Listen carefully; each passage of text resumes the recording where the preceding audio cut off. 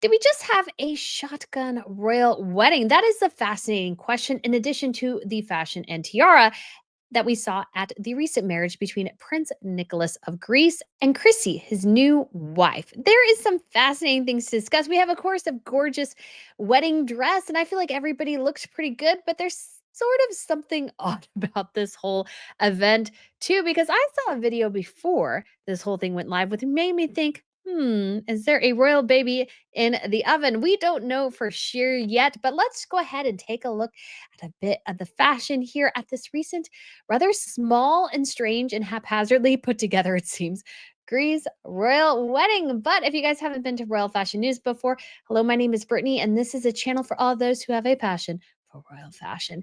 And so if you guys want to hit the subscribe button, that would be awesome. We do videos surrounding tiaras, best and worst dress lists, those sorts of things. So feel free to sign up and check it out. Okay, guys. So let's get into this. This one is a weird one.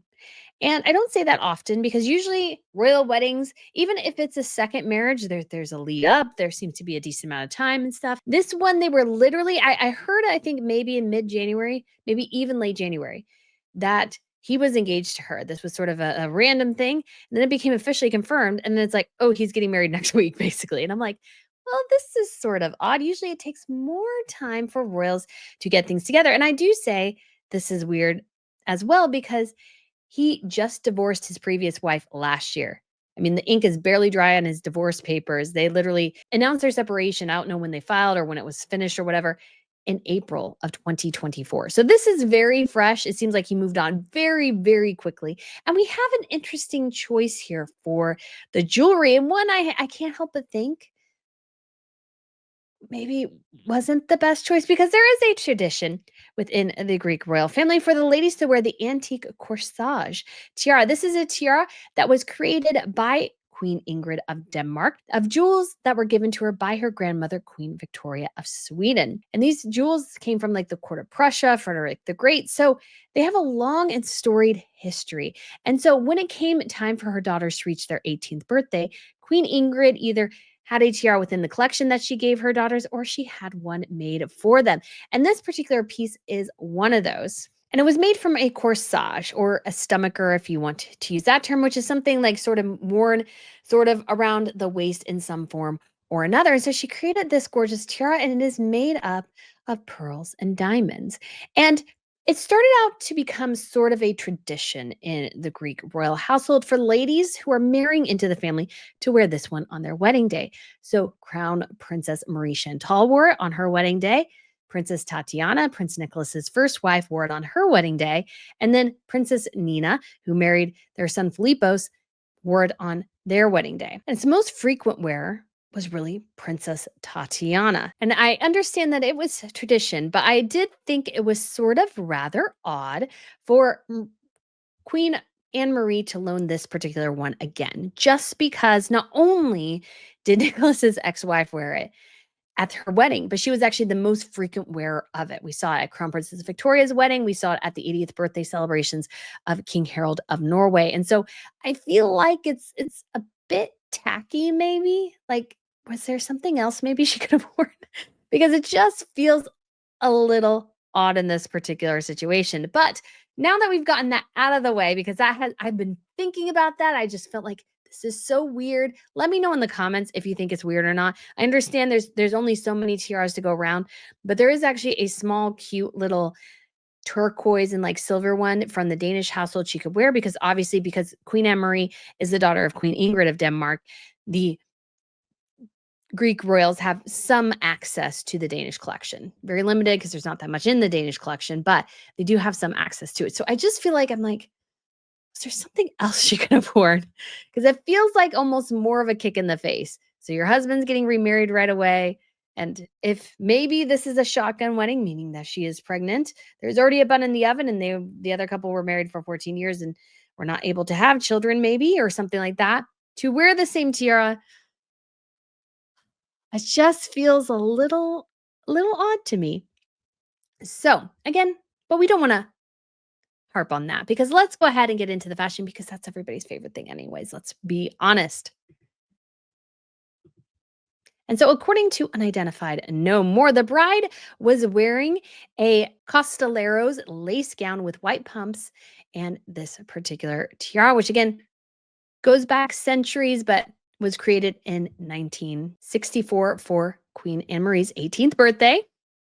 And so I do actually think this is a pretty gorgeous dress. I was again, I saw this video and I swear she looked like she had a bit of a pregnant waddle, but maybe that was me imagining it. It's just she was wearing baggy clothes. This was at a rehearsal right before the wedding. So I don't feel like I see it quite as much in this dress, but it could be a fabric or a setup or something that's sort of concealing it.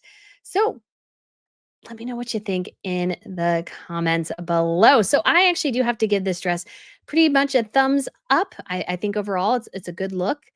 It feels like still a very strange wedding, but that is what happens sometimes. But they do seem happy, and she is the daughter of a billionaire because what all the Greek royal sons have done very well is marry billionaire daughters. Yep, all of them have been billion-dollar heiresses. Yes, they're very good at like sniffing them out. Like so I always find that really fascinating because I don't see that really with any other royal households, but the Greeks are very good at it. So when it comes to Her Majesty the Queen, Anne Marie is wearing a Maximera coat and a Maximera dress. And she actually has some Zara heels on, which is kind of sweet. I think she actually looks really great. I actually prefer most of the fashion for this wedding to the wedding of Princess Tatiana last year. So I think Queen Anne Marie, giant thumbs up. I think she looks absolutely fantastic. So moving on to Crown Princess Marie Chantal, whose father founded the duty-free stores. She was wearing an Amelia Wickstead dress. She has some Amina Muaddi pumps on. She's got a Christian Dior bracelet, an Aquazzura clutch. So I think she looks pretty fabulous. I actually love this dress. I think this is a great dress. So I have to say, big thumbs up from me. I didn't like her Louis Vuitton look from Theodora's wedding. I just thought it was like $11,000 dress, not very pretty. This dress, I mean, it's a couple $1,000s. Again, she can afford it. Her dad is quite wealthy, and I think her husband has done fairly well, Crown Prince Pavlos. But I do have to say, this is one of my favorite looks, definitely, of the event. So we don't have an official ID for most of what Princess Alexia is wearing. That is actually the first child of King Constantine, who died in 2022, and Queen Anne Marie. So moving on, we have what I would argue is probably the worst look of the day, which is Princess Theodora. She has a Dune clutch, Russell and Bromley pumps, and a Maximera dress. And I just don't think this is particularly flattering.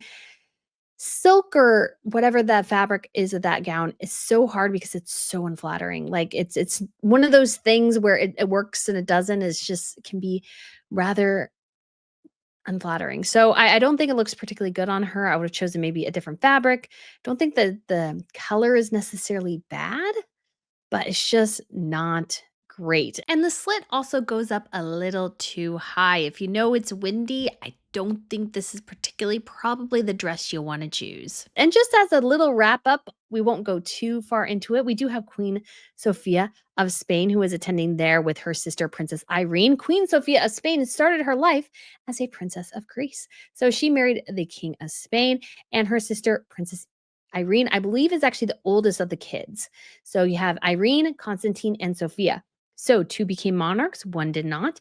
And so Irene was there in the wheelchair. And then Infanta Cristina, I believe, is the one there with her mother. So we also have Princess Benedict, who is the sister to Queen Anne Marie. And so she is Princess of Denmark still, but she also married into a German, I don't want to say royal, but I guess royal family. So her children all have titles as well. And so they did pretty well for themselves. Everybody sort of did pretty well for themselves in the Danish royal household. So she is looking mighty fine in her outfit. And we also have her daughter, Princess Alexandra, which is another look I really liked.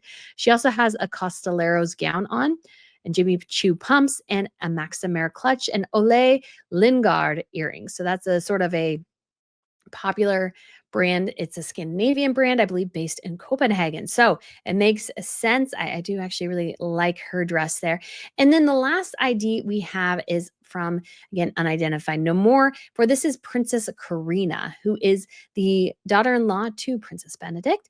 She married her son, and there's a whole kerfluffle long thing with inheritance laws and everything. I have not fully explored that case, but it is very interesting. So she had to wait about 2 decades to marry her now husband. So she is wearing a Brigitte Hollenstein gown, and she has Manolo Blahnik pumps and a Diane Furstenberg clutch. So I think all these ladies look pretty well. I prefer most of these looks to what we saw last year, but I do also can't help but wonder, is there something more going on here? Because this feels very rushed to me, because it literally was like no movement, and then all of a sudden, bam, he's getting married. So I don't know what to think of it, but I would love to get your guys' thoughts. Obviously, we talk more about the fashion here, but I feel like there's a bit of an elephant in the room. So had to get that out there. Thank you guys so much for tuning in. Let me know what you think of the bridal look and those who attended. If you had a favorite look, let me know down below. Thank you so much for watching, and I shall see you soon. Bye. We don't count the carats, we count the centuries.